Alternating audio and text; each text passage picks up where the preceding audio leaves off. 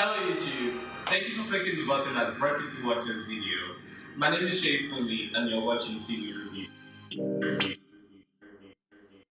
I've wanted to do this for the longest while, but I don't know, I keep procrastinating and I don't just know what to say. Finally, I am doing this review because I am someone that watch a lot of TV series. I don't watch movies quite as much. I don't go to the cinemas. That's not my thing. Only on rare occasions, maybe late night cinemas, and that hasn't happened in like probably 3 years, 4. I haven't been to cinemas in a while. I just watch everything I want to watch from home. So I do watch a lot of TV series, and I thought, you know what, I have to do something with all of these shows that I'm watching. They're intriguing, they're interesting. I follow the storyline. I'm dedicated to downloading my TV series every day. Cause I'm in Nigeria, so I have to download the TV series the next day. So what's being watched on Sunday nights in the US, or in the US I'll download it on Monday morning. So while preparing for work and everything and preparing for my task for the day, I do that religiously, and I have like a lot of TV series. Because this is an introductory video, I am just gonna start with shows from Sunday. I don't think there's been a lot of shows out. It's on Wednesday. Shows that were out on Sunday were shows out on Sunday. What were shows out on Sunday? Bala, HBO shows. Bala, Insecure, Chesapeake Shores, season finale of course. What else was Get Shorty. Yes. So I mean, I think they've cancelled a lot of shows, but I haven't seen anything interesting that I want to download since Monday. So I'm just gonna talk about shows from Sunday. Ballers. HBO's Ballers features The Rock, Dwayne Johnson, and it follows the life of a former pro athlete, former pro footballer, who became an agent, a sports agent. It's like the lives of people, like pro athletes, footballers especially, and what happens with agencies and sports agents and what goes on behind the scenes, and there's like a funny twist to it. But yeah, the season premiere for me, I kind of like don't really follow the storyline of Buzz. I just kind of like the luxurious picture of like the old series. So I mean, sometimes I don't follow it because most times I might probably be listening to it while walking. I do that a lot. So I listen to TV series, or while walking I'm supposed to listen to music. Because if I listen to music, I probably be singing along, and that would be difficult for me to concentrate and work. So I just listen to TV series where I don't know the dialogue. I can only predict what's gonna happen next. So, anyways, the next show would be, before I get to like the main show I want to talk about. The next show will be Chesapeake Shores. Is very Allmarky. I think it's done by Allmark. I'm not sure, but it has this. It gives you this ambience of romance, and that like you want a cutty body.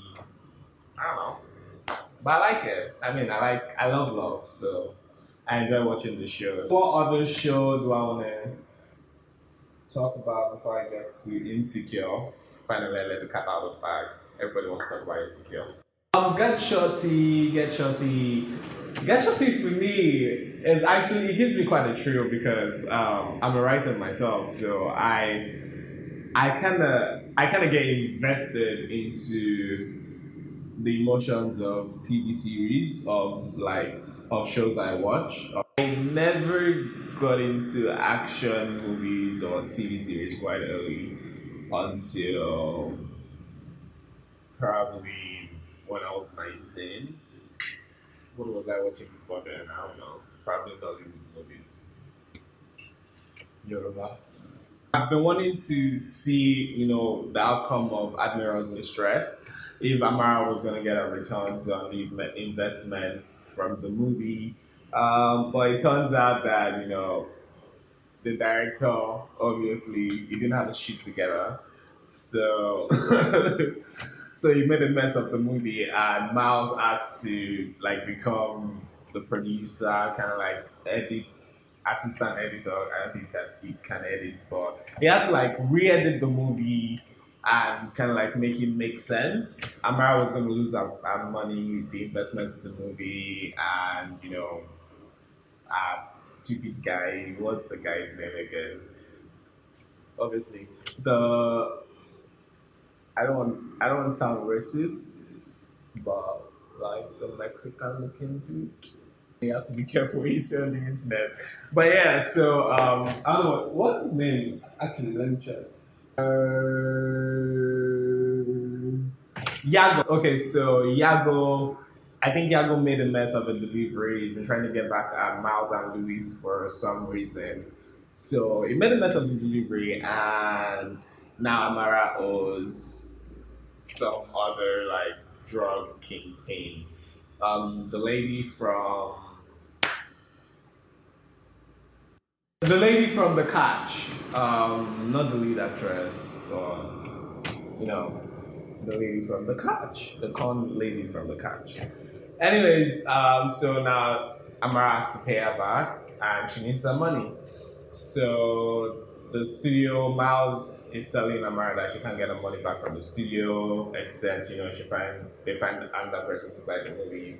So Rick who is snitching on Amara has to learn how to snitch, by the way, um, from this lady from Desperate Housewives, who is the FBI agent. So like they kind of give him this director's jacket with a Mike's director's jacket. The bottom is like Mike. So essentially, he has to spill, and Amara doesn't trust anybody. Mars has lost custody of his daughter, and she was supposed to. It was supposed to be in joint custody, but now the wife is taking full custody, and Miles isn't taking that well. But towards the end, something happened to Miles. Louis, what happened to Louis? Louis has gotten Rick's assistant pregnant, so and that happened by soaking. Apparently, when you soak, I don't want to get into all that nastiness. But yeah, go watch it to understand. But for Rick's assistant is thinking about whether or not she would get an abortion or she'll keep the baby because some of her family members are telling her that she is too old to give up a child in case she never has a child. So she probably should think about this wisely. This kind of is in shambles, doesn't know what to do. So, but it is against his religious beliefs, being a Catholic Christian. So, abortion is against his beliefs. So, he's trying to deal with that. So, I think that is for it. Like, that is it. We get Shorty. Finally, we can get to Insecure. So, Insecure season premiere. I've been waiting for Insecure to come back. I love Issa Rae. I've been, following her YouTube channel for ages. Um, she had pretty interesting contact with Awkward Black Girl. And, I think she kind of like translated that book to the series Insecure. So, I'm waiting for Insecure to come back, and now it's finally here. And everybody's wondering where Lawrence is. Well, Issa said, she needs to move on. So why are we looking for Lawrence? And apparently, some fans of Insecure, some fans of Lawrence, went to create a petition for HBO and Issa Rae to bring back Lawrence. And they even paid for a sponsored post for the petition. Here's the thing. See you guys that are wanting HBO and Insta to bring back Lawrence. You guys are still the ones that are hung up on your exes. Like, you guys are still the ones that are popping up in your exes' lives in the middle of the night sending messages. Is that bad? I'm kind of like telling on myself. But for some cases, there's an exception. But yes, but you get what I mean. Like, you guys are the ones that you can't let your exes go. Like, you're always miserable without your exes. So that doesn't apply to me. But yeah, you get my point. So Lawrence had to move on. I mean, he can have guest appearances. Maybe like in season 4. they can run into each other or something. But for now, we don't need Lawrence. Issa is now living with Daniel. That was where it ended last season. I mean, so now she's living with Daniel because she cannot afford to live on her own. So, and Daniel kind of like I think Daniel is into Issa. And where we left off from season 2 was Issa telling Daniel that they don't want the friends with benefit thing to be misunderstood, no feelings involved, blah blah blah. So, which on my part, it was basically Issa trying to hide her feelings, and Daniel feeling awkward. That was where we ended things. They went on together, and now season 3 started with Daniel smashing Vanessa while Issa is sleeping on the couch, and it's uncomfortable. Like even for I mean a regular, obviously she's a regular person in the series, but for everybody, like it is weird for you to listen to another person have sex, especially someone you're into or someone you've been intimate with.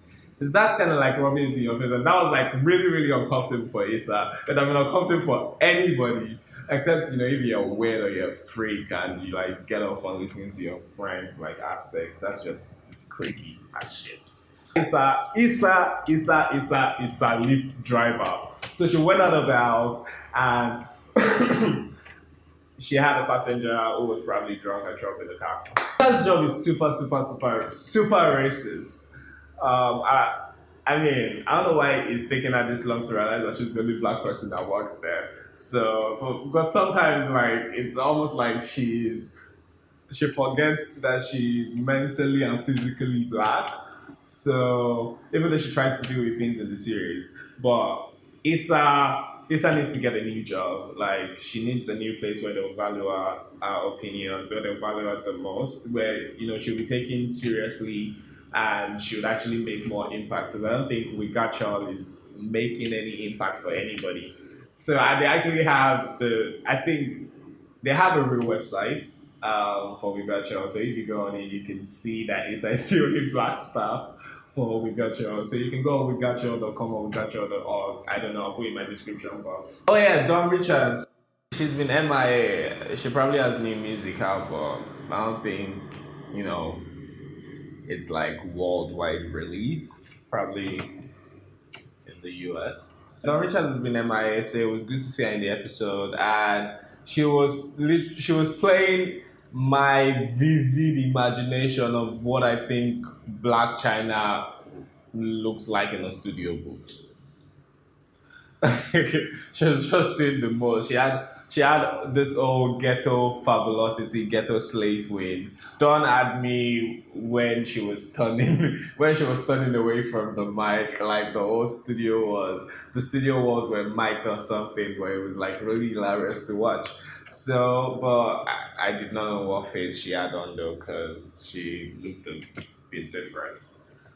I actually started getting to the episode when Molly arrived from vacation. While she was on vacation, she looked a bit relaxed. There's a new vacation babe. Molly, she has to go everywhere she goes. So she had her like a vacation babe. At where I don't know where she went for a vacation, but she went somewhere. But yeah, so she had a vacation babe, and apparently he's visiting the US soon. But Molly had to return to the US. And Molly, being Molly, she kind of like her pre-assumptions like over the top. So she as if you didn't have a visa, but apparently vacation is actually from the United States. So there seems to be a bit of prospects there. But yeah, when Molly returned from a vacation and Issa had to pick her up, she arrived looking like our Nigerian aunties that they've gone to Nigeria for vacation, they're now coming back to their abroad, and they decided that they're going to do weave braiding while they're in Nigeria, so that they're going to carry it for 3 months, so when they come to their abroad and tension their workers, their white workers. Yeah, that was actually right. That she actually gave me like that reminiscence moment. But I mean, I kind of like enjoyed the bond between Molly and Issa. Kind of like reminds me of me and a few of my friends. But they also respect their boundaries. They respect each other's boundaries, and you didn't get to have that a lot, especially in a Nigerian society. People don't know, actually get the concept of boundaries. So I actually enjoy the banter between the two of them, and they seem to cheer each other out. So and they're there for each other. The fight, they get through it, which is what friendship is all about. Isa, you're just gonna sneak it in there that Daniel has a child. Like you're just going to like we did not see it coming. You just put that in there. All right. So we need like a little bit of background info into Daniel's baby mama, and apparently she knows about you and Daniel doing the deed together. So I don't just we need some info about Daniel's baby mama.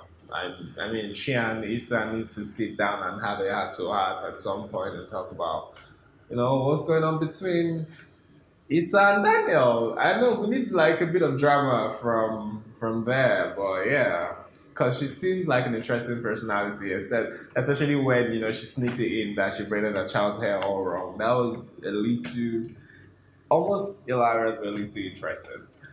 Who else? What's going on in Insecure? Drew and Molly. As in, what is happening? What is doing you people? First, I do not get the concept of open relationship. As much, actually, I take that back. I get the concept of open relationship, and at the same time, I do not get the concept of open relationships. Here's my thing: open relationships to me are like threesomes. Someone always feels left out. So, and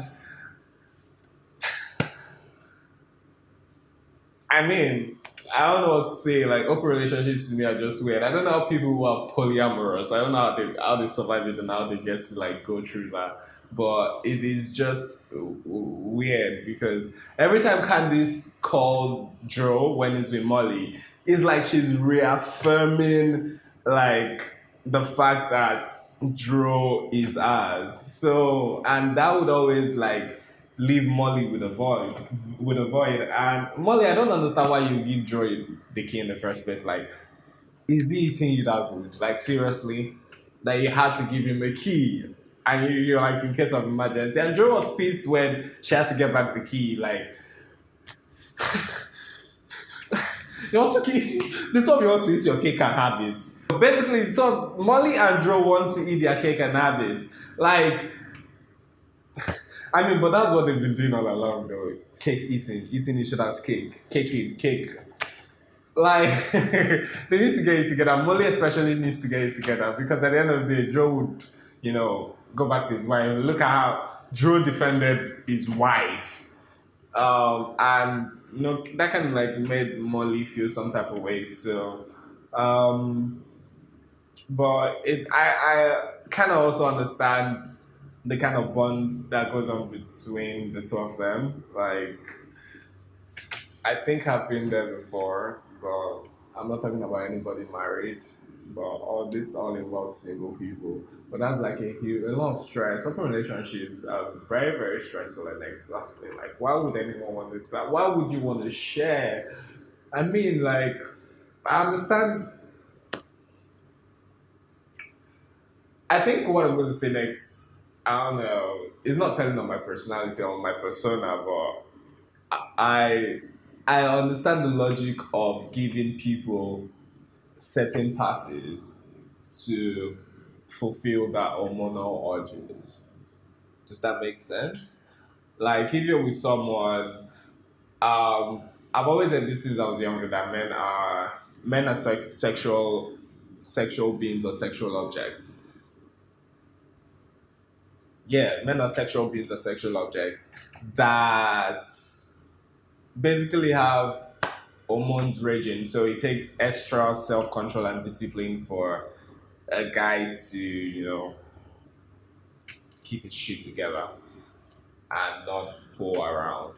But for women, it's like completely different because even saying men are sexual objects, then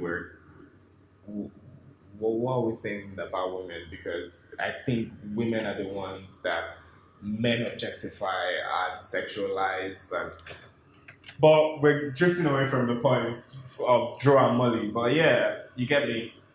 So I mean, Molly, just end it. Stop stressing it. Stop stressing it and just end it. Get it over with. Let him go. Let him go. Vacation Boo is coming to the US. So I mean, you guys can, but don't give him your key though. You guys can, meet up. Obviously, you kick by curious to the curb. So who else can help Molly at this point in time aside Dro? We need to do something about about that Molly, but anyone but Dro. Like let Dro go. Another exciting part of Insecure was the scene where Issa had to call Molly in the middle of the night. I think after Daniel tried to kiss or make out with Issa, and she was like, "Oh no, like blah blah, we're setting boundaries, or we know how to set these boundaries, or like that's not why we're here. That's not why I'm like sleeping at yours. Like I'm not here to like be your, you know, your sex doll." So that kind of like got Daniel confused because they both have feelings for each other. So Issa had to like go do a leave driving thing at midnight, and she called Molly to tag along, and they had a couple of interesting person until How to Get Away with Mother Bay came in. What's his name? Kendrick something Kendrick, whatever his name is. But yeah, which was pretty interesting because the the scene almost felt kind of like they were introducing us to a new character. Is he played How to Get Away with Mother Bay? His name in the series in the last episode of Insecure was Nathan. His name is Nathan. So it's almost like they were introducing us to Nathan as a character. So Nathan could be a potential boyfriend for Issa, but the thing is, we need to know that Issa is not going to get into another Lawrence situation. Like, does Nathan have a job? Like, he seemed to have a bit of temper because they had another passenger. Like, it was a party lift. So there was Nathan at the back with another like plus size passenger, a huge guy who was trying to roll his blunt, who rolled his blunt in the car and was trying to smoke his blunt in the car. Molly asked Issa to cop that shit. So, but obviously, the two ladies had to be careful because you actually have to tread lightly when actually like interfere with someone, a human, and marijuana is something you kind of like don't do. So they were trying to tread lightly. But Nathan felt that was disrespectful, and he became like a little fight in the car where Nathan had the huge guy in the corner and was like punching and beating him. Nathan also got some punches too, but they parked, they ran out of the car, and Nathan didn't want to get in trouble. But later on, Nathan left a $50 tip for Issa, so I think there's a prospect there. So it'll be nice to see Nathan again in Insecure.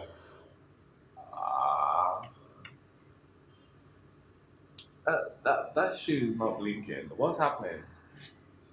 But yeah, so that's it for Insecure, and that's it for TV review. I hope you enjoyed, this video.